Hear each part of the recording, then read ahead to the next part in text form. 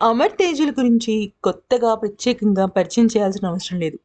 అయితే Amar 'big boss' season 7 నుంచి బయటకొచ్చిన తర్వాత అమర్ ఏ సీరియల్‌లో నటించకపోయినప్పటికీ కూడా వరుసగా బ్యాక్ టు బ్యాక్ తను రియాలిటీ షోస్ చేస్తున్నాడు.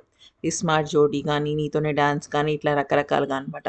అయితే అంతకు మునుపు గనక మనం చూసుకున్నట్టయితే 'జానకి కలగన్' ఏదో సీరియల్‌లో తను సూపర్ డూపర్ నటనతో ఆకట్టుకున్నాడు. అతని ఫ్యాన్ బేస్ 'బిగ్ బాస్‌లో' తనని రన్నర్ అప్‌గా నిలిచిందని చెప్పొచ్చు. ఇక 'తేజు' గురించి చెప్పాలంటే 'తేజు' తెలుగు సీరియల్స్ మానేసింది. అంటే ఈ మధ్య కాలంలో తను చేయడం లేదు. తను కూడా ఇట్లానే 'నీతోనే డాన్స్' అలాగే 'స్మార్ట్ జోడీ' లాంటి రియాలిటీ షోస్ చేస్తుంది తప్ప సీరియల్స్‌లో నటించడం లేదు. కానీ ఇప్పుడు 'తేజు' ఒక పెద్ద శుభవార్త అయితే చెప్పింది. అదేంటి అంటే త్వరలోనే సీరియల్స్‌తో తను తను రాబోతుంది.